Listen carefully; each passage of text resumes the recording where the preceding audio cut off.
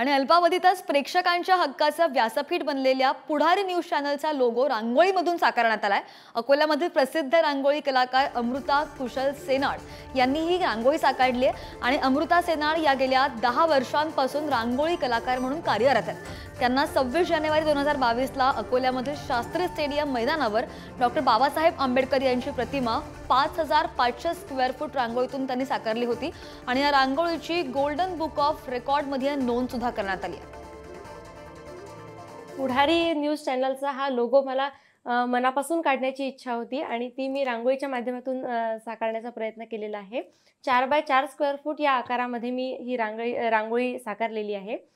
पुढारी news चॅनलचं जे ब्रीद वाक्य आहे, आवाज जनतेचा, हा खरोखर यांनी अंमलात आणलेला आहे। कारण कमी दिवसांमध्ये जास्तीत जास्त लोकांपर्यंत हे चॅनल पोहोचलेलं आहे आणि हे आपल्याला दिसून येते आहे आणि याचा खरोखर खूप आनंद होतो आहे। पुढारी न्यूज चॅनलच्या परिवाराला आणि त्यांच्या दर्शकांना नवीन वर्षाच्या खूप खूप शुभेच्छा देते।